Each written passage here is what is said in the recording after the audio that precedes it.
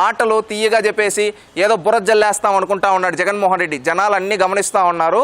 రేపు రానున్న రోజుల్లో ఇప్పుడు 11 ఇచ్చారు, రేపు భవిష్యత్తులో అవి కూడా రావు. కుదిరితే లోకేష్ గారిని చూసి నేర్చుకొని ప్రజలతో ఎలా కనెక్టివిటీతో ఉండాలి, ప్రజలకు ఎలా మంచి చేయాలి, ప్రజలకు ఎలా సహాయాలు చేయాలో నేర్చుకోమని చెప్పండి. అంతేగాని బురద జల్లతామంటే బురద గుంట్లది అంటారు జగన్మోహన్ రెడ్డి గారిని ప్రజలు ప్రజాస్వామ్యంలో. అది గుర్తుపెట్టుకోవాలని తెలియజేస్తున్నా. ఇంకొకటి, లోకేష్ గారు ఒక్కరోజు ఇక్కడికి పోయేసి వస్తాను, నీకేం పీకే పని ఉంది జగన్మోహన్ రెడ్డి? ప్రతి వారానికి 2 సార్లు బెంగళూరు నుంచి ఇక్కడికి గన్నవరం ఎయిర్పోర్ట్లో అతను ఒక వ్యక్తి ఉన్నాడు, దేవినేని అవినాష్. ఆ దేవినేని అవినాష్ 50 మందిని తీసుకొని వచ్చి నువ్వు వచ్చినప్పుడు నీకు జిందాబాదులు కొట్టడం కోసం ఏడుస్తూ ఉన్నాడు, పక్కన వాళ్ళతో ఏడుస్తూ ఉన్నాడంట.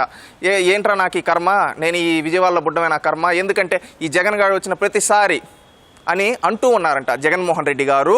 అది తెలుసుకోండి, ఎందుకంటే మీ కార్యకర్తలు మిమ్మల్ని అసహించుకుంటా ఉన్నారు.